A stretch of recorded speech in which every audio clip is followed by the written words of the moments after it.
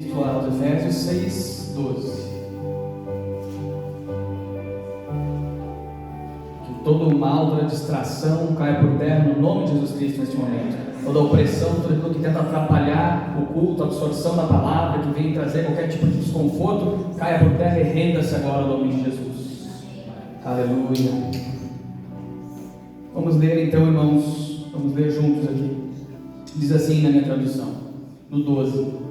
Pois nós não lutamos contra inimigos de carne e sangue, mas contra governantes e autoridades do mundo invisível, contra grandes poderes desse mundo de trevas e contra espíritos malignos nas esferas celestiais. Portanto, vistam toda a armadura de Deus, para que possam resistir ao inimigo no tempo do mal. Então, depois da batalha, vocês continuarão de pé e firmes. Amém? Pode se sentar, fique à vontade aí na casa do Senhor. Aleluia. Sabe, irmãos, no mundo espiritual existe muito mais coisas do que nós imaginamos. Na verdade, existe muito mais coisas nesse mundo do que nossos olhos podem ver. A nossa visão carnal é muito limitada. Então hoje eu estou aqui e a menos que Deus me dê uma visão aberta, me dê uma revelação, eu só vejo vocês aqui. Aqui eu não consigo ver se tem anjos passeando, eu não consigo ver se tem batalhas sendo travadas, eu não consigo ver se tem alguma obra maligna contra a vida de alguém, a menos que Deus me conceda essa visão aberta. E isso é muito intrigante, porque nós precisamos estar atentos, redobrar nossa atenção quando a gente entende isso. Quando nós entendemos que nós não estamos, como eu posso dizer assim, somente debaixo daquilo que a gente vê, debaixo daquilo que a gente ouve, mas nós estamos também lidando com o mundo espiritual invisível, aí nós temos que redobrar a atenção, porque pode ser que eu esteja lidando com uma batalha espiritual, eu não sei, pode ser que eu esteja lidando com uma inveja, eu não dei por conta, pode ser que eu esteja lidando com tantas coisas que são invisíveis e que passam despercebidas por nós, e muitas vezes é assim que o inimigo luta com o crente. O diabo ele luta de maneiras assim que ele não venha despertar o crente para a batalha, de formas disfarçadas, se disfarçando de coisas naturais. E hoje nós vamos meditar aqui como que a gente pode lidar com esse mundo espiritual. Então, eu creio que nesse exato momento aqui onde quando nós nos reunimos, tem batalhas espirituais sendo travadas, tem anjos a nosso favor, tem demônios tentando nos travar ministérios, travar casamentos, travar prosperidade que Deus tem para a tua vida, mas também, como eu disse, graças ao Senhor, enquanto nós oramos, enquanto nós buscamos a Deus, tem anjos a nosso favor, derrotando as forças das trevas, amém? Aleluia. E nessa batalha espiritual, irmãos, que nós enfrentamos, nós precisamos entender algumas coisas. Eu anotei aqui alguns itens que Deus foi falando no meu coração. O primeiro, não é contra as pessoas que estão fazendo mal que nós devemos lutar e empenhar a nossa força, nos preocupar com elas.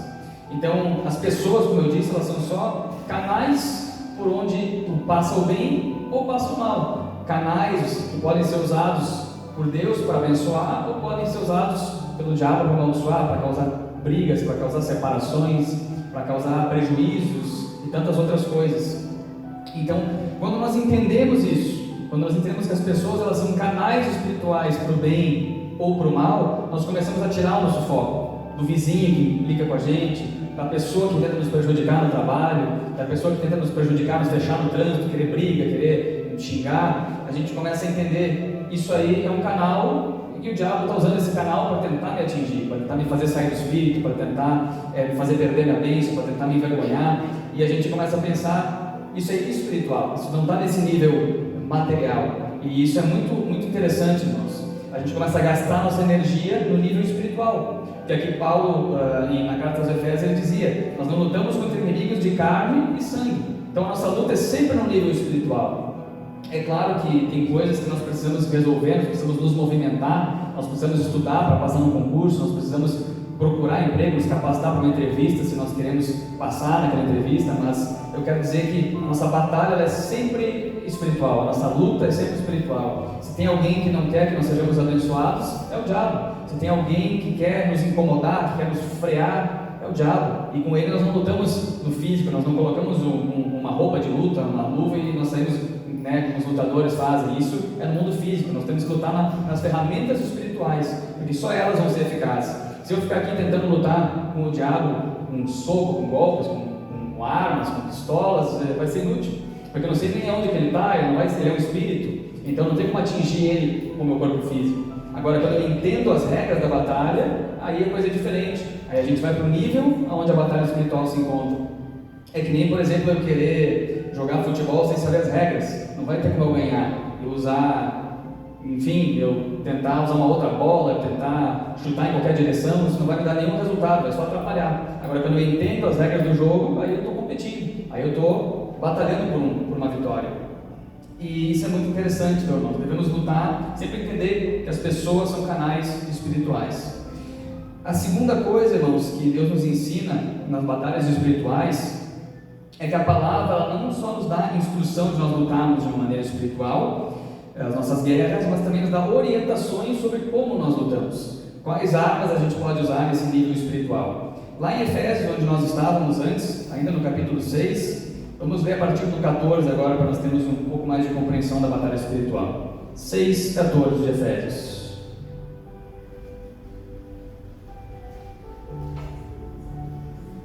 Efésios 6:14. Diz assim então na minha Bíblia: assim mantenham sua posição, colocando o cinto da verdade e a couraça da justiça.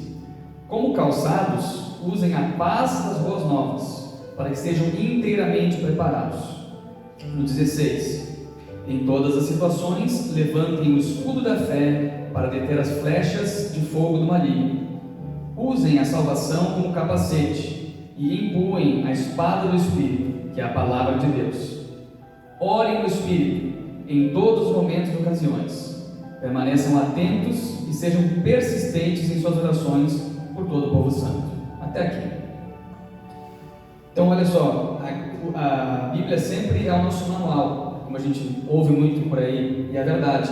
A Bíblia é o nosso manual de como que nós devemos nos portar diante de todas as situações que nós temos. Tem orientação para casamento, tem orientação para batalha espiritual, tem orientação até para a vida íntima do casal, tem para todos esses assuntos a gente pode buscar aqui.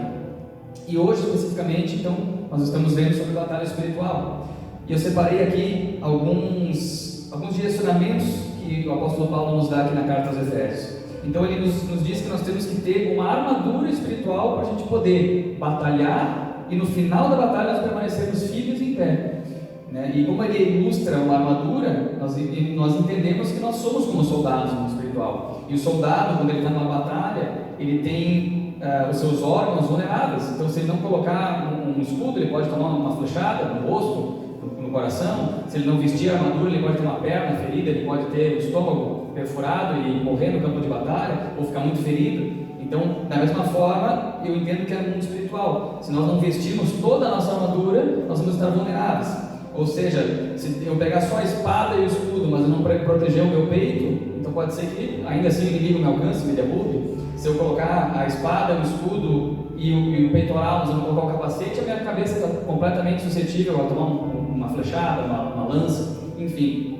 Então, o cinto da verdade é a primeira peça da armadura que o apóstolo Paulo fala. Cinto da verdade tem muitas interpretações, mas o que eu compreendo quando eu medito nessa palavra é ver uma vida na verdade, fundamentada na verdade, na honestidade. É uma vida sem enganos. A gente pode entender que a gente vive sem enganos tanto no nosso trabalho, tanto no nosso convívio social, quanto viver debaixo da verdade da palavra de Deus na nossa vida. Trilhar uma vida sem enganos, na verdade. Então esse é o cinto da verdade, é o primeiro fundamento que Deus nos orienta para nós nos protegermos na batalha. E na sequência, o apóstolo Paulo fala da couraça da justiça. A couraça é a parte do peito, o peitoral que pega as costas e o peitoral. Então essa parte, irmãos, ela é vital, porque protege o coração, protege o estômago, o fígado, rins, intestino, pulmão, todos os órgãos que se forem perfurados ou vão matar o soldado ou vão deixar ele em situação complicada. E assim também é para nós. Agora aqui a grande questão que pode ter uma certa dúvida. Quando se fala de justiça, da couraça da justiça, sim, nós precisamos ter um comportamento reto diante de Deus, nós precisamos ter um compromisso com Deus, nós precisamos sermos justos diante do Senhor, justos diante dos irmãos. Mas o principal que eu entendo nessa palavra é nós nos revestirmos da justiça de Deus. Essa é a grande questão. Não é tanto eu tentar ser justo, quanto eu me apropriar da justiça que Jesus já conquistou na cruz para mim. É uma grande diferença. A justiça que Jesus conquistou para mim, ela é uma armadura, ela é uma proteção. Então, quando nós nos apropriamos da justiça de Cristo, nós vencemos as acusações do maligno. Porque o que acontece? Quando nós não temos certeza que nós somos justos diante de Deus, o inimigo pode lançar um golpe, pode lançar um dardo e nos acusar, dizendo que nós não somos justos, que nós não somos merecedores, que nós não somos tantas coisas. E aí, quando nós vamos na palavra e nós estamos estabelecidos na justiça, nós conseguimos nos defender desse tipo de golpe e isso não nos para. Olha só o que diz em 2 aos Coríntios 5:21. 2 aos Coríntios 5:21. Aleluia. Diz assim: aquele, está falando de Jesus, que não conheceu o pecado, ou seja, ele era justo, ele o fez pecado por nós, ele se fez pecado por nós, para que nele, em Jesus, fôssemos feitos o quê? Justiça de Deus. Aleluia. Então, a justiça de Deus, ela não vem senão pelo sacrifício de Cristo. Ele é o único justo, mas ele nos fez justos. Então, hoje eu posso dizer que eu sou justo. Você pode declarar que você é justo em Cristo? Diga: eu sou justo em Cristo Jesus. Aleluia. O diabo não pode te acusar, meu irmão. Aleluia. E seguindo então aqui, irmãos, sobre a nossa armadura, o apóstolo fala das boas novas do Evangelho da Paz. E aqui nós precisamos lembrar uma coisa que me chamou a atenção quando eu estudava. Aqui sim fala de nós pregarmos o Evangelho, de nós buscarmos, estarmos preparados na nossa batalha para pregar o Evangelho, para dar um bom testemunho. Então, aonde quer que a gente vá, não é só nós pregarmos com as nossas palavras, mas os apóstolos diziam aqui nas epístolas que nós somos como cartas vivas, como cartas de Cristo. Então as pessoas vão nos ler. Se eu tiver uma atitude ruim no meu trabalho, não sou perfeito, mas se eu tiver uma atitude condenável no meu trabalho, as pessoas vão ler aquela epístola e vão dizer: eu não quero Jesus, eu não quero essa igreja, eu não quero andar com esse povo. Agora, se eu me mostrar como um homem de Deus, talvez eu não precise nem falar, e a minha família e as pessoas vão perceber: esse homem é diferente, esse homem ele é honesto, esse homem carrega algo com ele que eu quero me aproximar, eu quero conhecer, eu quero ir na igreja dele. Quem aqui já nunca passou por isso? Das pessoas dizerem: tu inspira uma paz, eu quero conhecer a tua igreja, eu quero conhecer o teu Deus.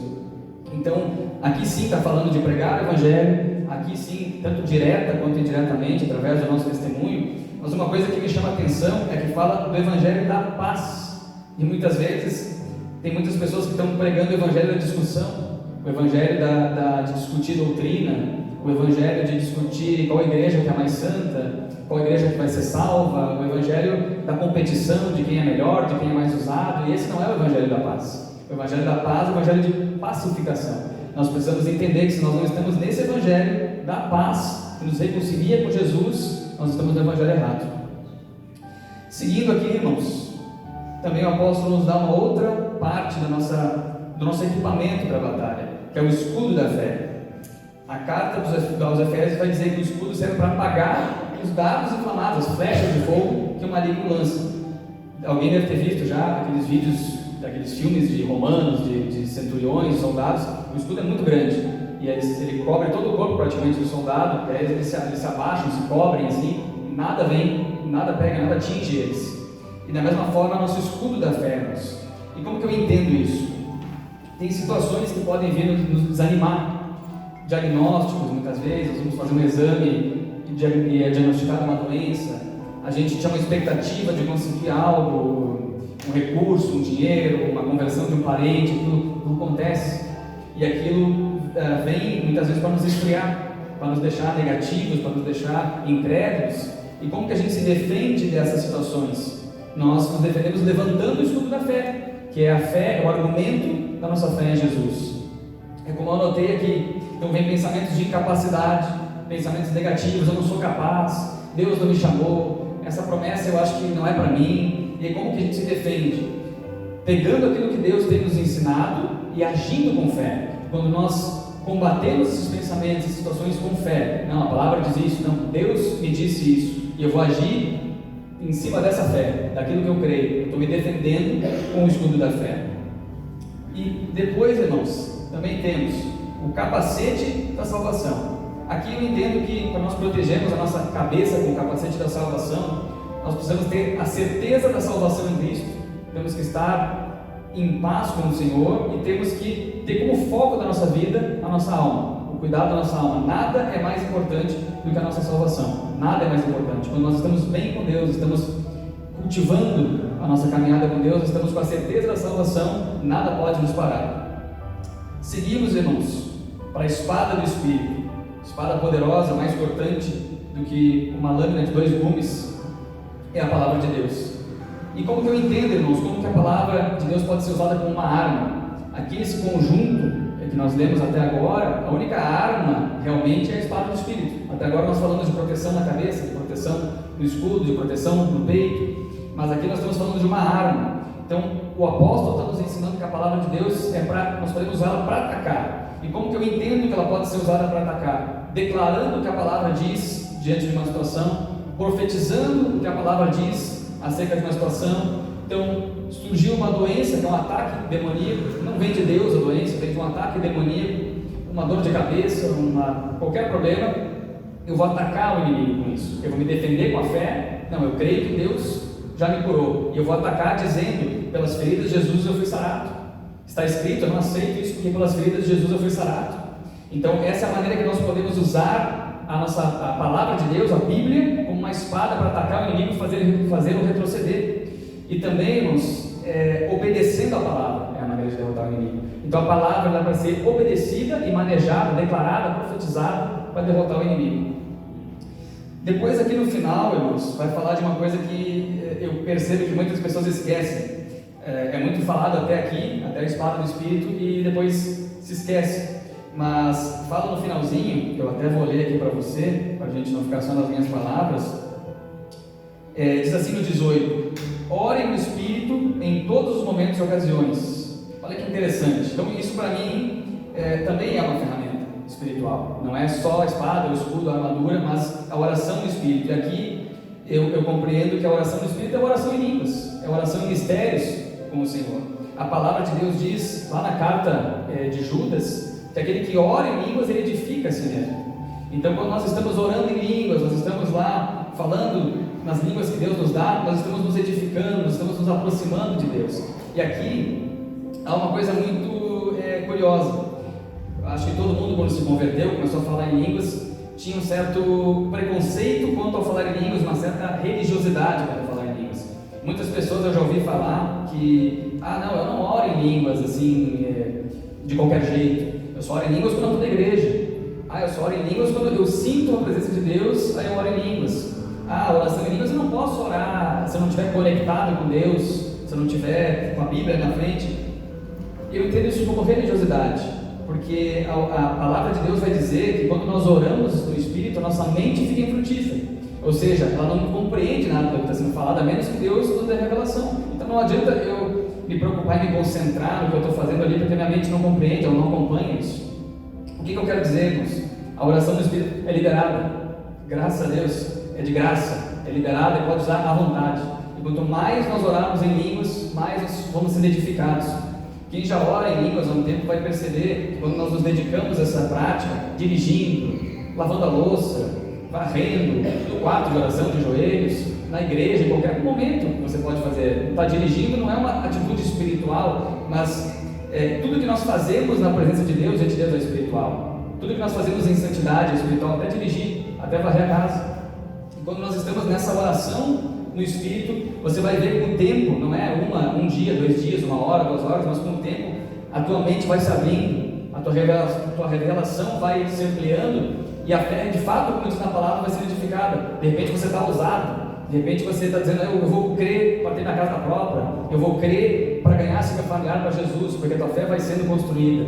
Não é uma fé de alguém que não conhece a palavra, mas é uma fé, eu entendo que é uma fé que nós primeiro aprendemos aqui na palavra, na igreja, e nós vamos aumentando ela, como se fosse colocando fermento na nossa revelação, fermento na palavra que nós já recebemos primeiro no coração. Então a lição da oração do Espírito é a vontade, não tem regras para usar, deixa o Espírito Santo falar em mistérios através da tua boca, amém?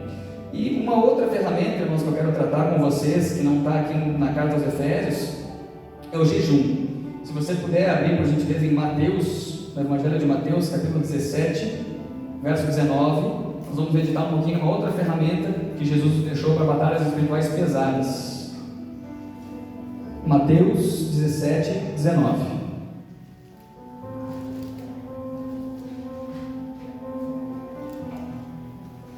Glória a Deus. Aqui vai falar, irmãos, eu trouxe resumido, porque eu acredito que todos lembram do episódio do menino lunático, epilético, que ele fala algumas traduções. O pai levou o menino que se jogava no fogo, na água, e tentava contra a própria vida, para que os discípulos pudessem expulsar aquele demônio. Porque a fama de Jesus, os discípulos já tinham chegado até ele, e ele conhecia um povo que ia lá, expulsava demônios, curava enfermos, curava o coxo, curava o cego. Ele: vou levar meu filho que está doente, que está perturbado, tentando se matar, tentando se machucar, se cortar, para os discípulos poderem orar por ele para ficar liberto.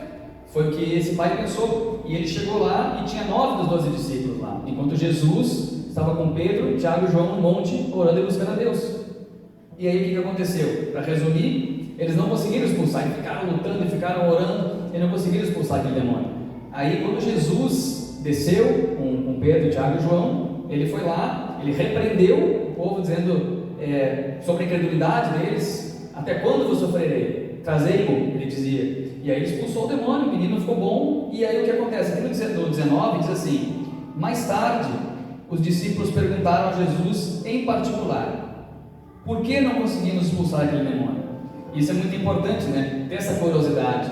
A gente não pode aceitar situações que acontecem na nossa vida, na nossa jornada espiritual, de forma passiva. Ah, não fui curado, tudo bem. Ah, não prosperei, tudo bem. Não estou sendo usado, tudo bem. Não, aqui eles se indignaram. Poxa, como assim? Eu fui lá, orei em nome de Jesus, como meu mestre ensinou, e não aconteceu. Eu quero saber, Jesus me explica o porquê que eu não consegui. E nós temos que ter essa atitude assim: Jesus, por que eu não estou conseguindo? Por que eu não estou rompendo? O que eu preciso deixar? O que eu preciso começar a fazer para que o Senhor me use? E tantas outras perguntas que nós devemos fazer para que a gente aprenda com o mestre. Aí no 20, olha o que ele diz: porque a sua fé é muito pequena, ou em alguns casos pela sua incredulidade, pequenez da sua fé. Eu lhes digo a verdade: se tivessem fé, ainda que do tamanho de uma semente de mostarda, poderiam dizer a este monte: mova-se daqui para lá, e ele se moveria. Nada seria impossível para vocês. No 21, o segredo do jejum: mas essa espécie não sai senão com jejum e oração. Então ele está dizendo assim, que os discípulos eram incrédulos, eles não tinham fé suficiente para aquele nível de batalha, eles precisariam vencer. Então, por mais que eles usassem o nome de Jesus, por mais que eles orassem da forma correta, não iria romper aquela situação se eles não estivessem na prática do jejum e da oração. E é assim para nós também, irmãos. Vai ter batalhas, vai ter situações que nós só vamos resolver através do jejum e da oração, nos fortalecendo. O jejum, eu sempre explico, eu sempre digo aqui para os irmãos, não é algo para impressionar a Deus, não é algo para dizer assim: poxa, o meu servo está passando fome, ele está lá um dia inteiro sem comer, ele está com sede, eu vou abençoar ele. Não, isso é um pensamento religioso com base em sacrifício. Eu vou me sacrificar e Jesus vai ficar com pena, ou ele vai achar que eu mereço e ele vai me abençoar. Não, o jejum é uma arma espiritual para nos preparar, nos desligar do mundo carnal, do mundo natural e nos aproximar de Deus, porque Deus já nos abençoou. A palavra diz que Ele já nos abençoou com todas as bênçãos espirituais nas regiões celestiais em Cristo. Efésios, diz lá em Efésios 3. Então o que acontece? Para nós nos prepararmos para tomar posse dessa bênção, para nós nos prepararmos para essa batalha espiritual, para essa força que Jesus já nos deu, nós precisamos jejuar, nos separar para ficar mais perto de Jesus. E aí, mais perto de Jesus, nós derrubamos a incredulidade, nós derrubamos as dúvidas, nós derrubamos a carnalidade que nos impede de romper no mundo espiritual. Amém? Mas aqui um aspecto, irmãos, que Deus nos ensina na sua palavra: ser cristão não é uma brincadeira. Eu sei que parece até engraçado dizer isso, mas precisa dizer: não é uma brincadeira e nem é fácil, não é uma caminhada fácil, mas é uma caminhada vitoriosa. Se nós andarmos com retidão, nós andarmos na palavra de Deus, ela é uma caminhada vitoriosa. Nós sabemos, irmãos, que o fato de sermos da igreja o fato de sermos batizados, de nós nos chamarmos de crentes, não significa que para o mundo espiritual isso tenha um valor. O diabo ele não está preocupado se eu sou batizado nas águas, se eu sou batizado no rio, se eu sou batizado na piscina, se eu sou da igreja Jesus para as Nações, se eu sou para Universal ou qualquer outra, para a Assembleia de Deus. Ele está preocupado com o que eu carrego. E muitas vezes estar tentando fazer a vontade de Deus, estar na igreja, vai nos fazer com que nós tenhamos mais desafios ainda do que quem está desinteressado. Então é interessante nós entendemos que quando nós entramos para essa caminhada, nós precisamos levar a sério. A Bíblia diz que a gente não pode olhar para trás e largar a mão do arado. Então, uma vez que a gente começa essa empreitada, a gente tem que, ou a gente prossegue, ou a gente larga. Não tem meio termo. No meio termo, nós vamos ser alvo do inimigo para ele nos usar para o mal, para ele nos envergonhar. Agora, se nós somos como verdadeiros soldados de Cristo, aí nós temos a vitória, nós podemos batalhar, nós podemos nos esforçar, nós podemos até levar uma flechada, uma espadada, mas a gente vai vencer no nome de Jesus. Glória a Deus. E Jesus, Judas é um exemplo para nós, de alguém que vivia na igreja, vivia com Jesus, vivia com os discípulos, estava fazendo a obra, tinha um cargo no ministério de Jesus, mas ele foi usado pelo maligno.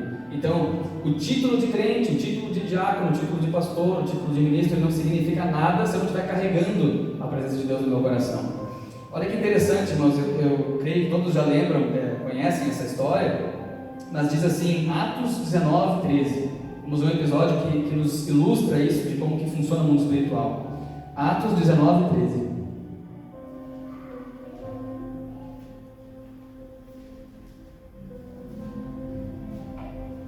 Glória a Deus. Atos 19, a partir do 13.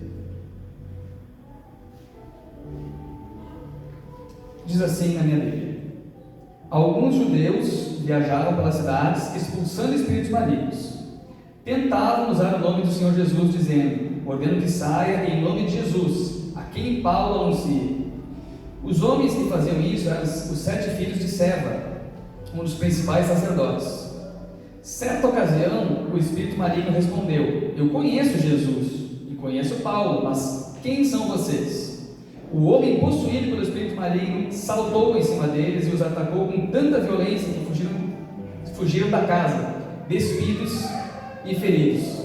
Então, o que nós temos aqui, irmãos? Uma prova do que nós estávamos falando antes.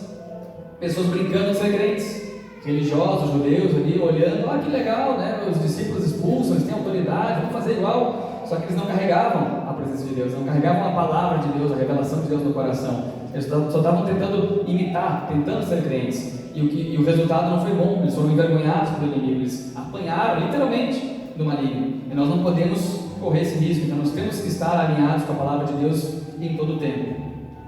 Olha que interessante agora, Lucas 10, 17, um outro episódio de vamos dizer assim, de batalha espiritual. Lucas 10, 17. Lucas 10, 17. Diz assim: quando os 72 discípulos voltaram, relataram com alegria: Senhor, até os demônios nos obedecem pela sua autoridade. Lembrando, a autoridade de Jesus, do nome de Jesus, não a nossa. Então ele lhes disse: vi Satanás caindo do céu como um relâmpago. Eu lhes dei autoridade para pisarem sobre cobras e escorpiões e sobre todo o poder do inimigo. Nada lhes causará dano. Mas não se alegrem porque os espíritos impuros lhes obedecem. Alegrem-se porque seus nomes estão registrados no céu. Então aqui são pessoas que andam verdadeiramente com Jesus e o nome deles está no céu. Então o espírito maligno, o demônio conhece os discípulos. Aí está a grande diferença. Por que aqui foi diferente? Eu anotei aqui alguns pontos. Se tratava de discípulos, pessoas que andavam com Jesus. Então não é quem está fingindo de crente, não é quem está visitando a igreja, não. Andavam com Jesus. Ponto 2, ouviam Jesus, prestavam atenção nele nos ensinamentos de Jesus, que eram discípulos, estavam sempre por perto. E 3, colocavam em prática as palavras dele. Todo discípulo estava andando perto de Jesus, ouvindo os ensinamentos e sempre procurando colocar em prática, ainda que imperfeitos, ainda que falhando às vezes, como nós, não somos perfeitos, nunca vamos ser, mas estamos procurando andar com ele. Aí nós somos conhecidos no mundo espiritual, nosso nome está no livro da vida e o inimigo sabe disso. Então, lembrando, não eram perfeitos, mas eles não estavam com pactos com o inimigo. É isso que nós não podemos ter. Nós não devemos procurar perfeição, nós não podemos estar amarrados com o inimigo, com votos com o inimigo, servindo o inimigo com idolatrias, com mentiras, com desonestidade, com qualquer tipo de pecado onde nós nos negociamos com o inimigo, achamos que ele é nosso amigo, e na verdade ele vai nos envergonhar e nos destruir. O inimigo é traiçoeiro e mentiroso. E depois aqui, irmãos, eu trouxe mais alguns itens. Nós precisamos, nesse mundo espiritual, nessa caminhada espiritual que nós estamos, identificar as obras do mal e não tratá-las como algo natural, que é o que eu falava aqui antes no começo. Existem doenças que são causadas por demônios, por ataques espirituais, por maldições hereditárias, e se nós levarmos isso sem discernimento, a gente nunca vai vencer. Se eu ficar tentando achar, eu vou procurar, vou de médico em médico, eu vou de hospital em hospital, eu não vou resolver, porque essa doença, nesse caso que eu estou dizendo aqui, ela pode não ser física, ela pode ser um demônio que tem uma legalidade, que está atacando a vida daquela pessoa e causando doença. Então, o remédio não vai resolver, nada vai resolver. Existem comportamentos e perturbações que também são causadas por espíritos malignos. Aquela pessoa que é muito agressiva, aquela pessoa que é muito promíscua, aquela pessoa que é muito inclinada para as drogas, para coisas, para jogos, aí as pessoas não vão ter o discernimento e vão dizer, ele é sem vergonha, ele é assim, mas ele é do mal, ele é uma pessoa ruim. Até pode ser que ele esteja sendo usado para o mal, para as obras malignas, mas tem alguém controlando a vida dessa pessoa. E nós temos que ter misericórdia para com essa pessoa e temos que ter o discernimento também de que por trás dessa situação, de um homem violento, de uma mulher violenta, de uma pessoa que fica presa aos jogos, que gasta tudo, que se endivida, tem um demônio querendo destruir a vida daquela pessoa. E se nós não tivermos esse discernimento, a gente vai passar batido. Deixa ele, é um bêbado. Deixa ele, um apostador aí, não quer se ajudar. Na maioria das vezes tem um espírito maligno querendo afastar essa pessoa da presença de Deus.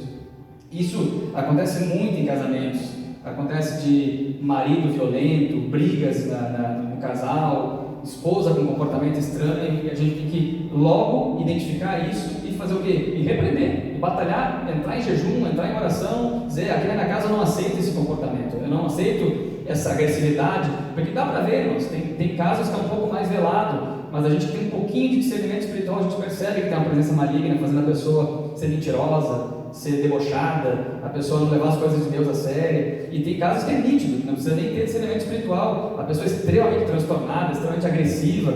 Nós até vamos ver um caso aqui, até eu lembro um caso aqui do Gadareno, todos devem lembrar do endemoniado Gadareno. Ali era visível, só que as pessoas que não tinham esse discernimento espiritual, elas diziam, é um louco violento aí que fica andando nu, que rasga a roupa, que grita, deve ser um doente, tem que levar no hospital psiquiátrico. Mas na verdade, quando chegou alguém que tinha discernimento, que era Jesus, ele viu que aquilo era demônio, que aquele comportamento estava sendo causado por um demônio. Ele expulsou, ele perguntou, qual é o teu nome? Já entenderam, é um demônio que está ali.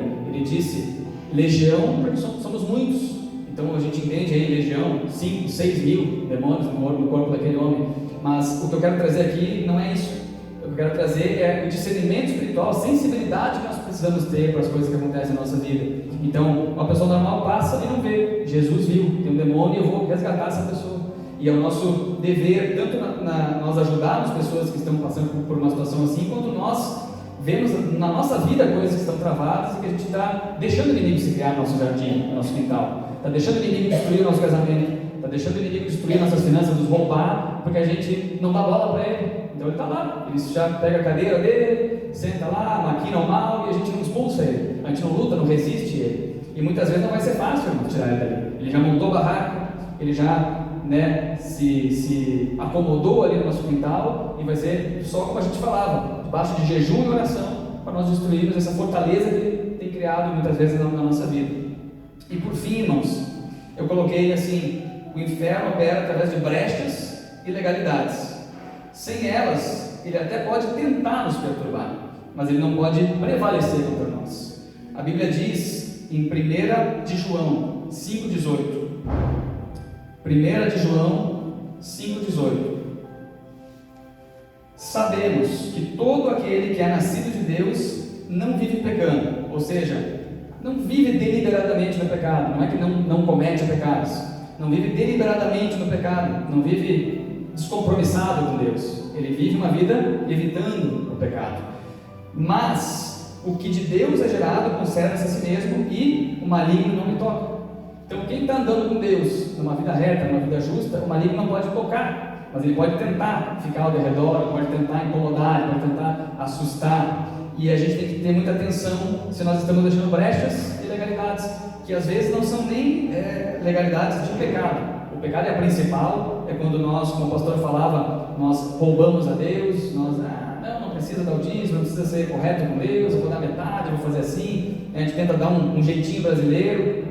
É quando nós adulteramos, quando nós mentimos, quando nós fazemos aquilo que a Bíblia condena, mas é também muitas vezes quando nós temos ídolos em casa, é quando nós temos objetos que a gente nem sabe, então não é nem um pecado consciente, é uma coisa que eu não tenho intenção de fazer, mas eu ganhei um presente, eu ganhei um amuleto, alguma coisa eu coloco na minha carteira, eu coloco no meu quarto para melhorar meu sono, para me dar prosperidade. Aquilo ali é uma idolatria, está dando legalidade para o inimigo operar. Eu estou crendo naquele amuleto em vez de crer em Jesus, eu estou crendo naquele anel, naquela moeda, naquela nota de dólar, em vez de crer em Jesus, e aquilo dá uma legalidade. Então nós precisamos entender que além de todas as armaduras que nós vimos aqui, nós temos que fechar as brechas, não deixar nenhum espaço onde o inimigo possa entrar na nossa casa e fazer morada.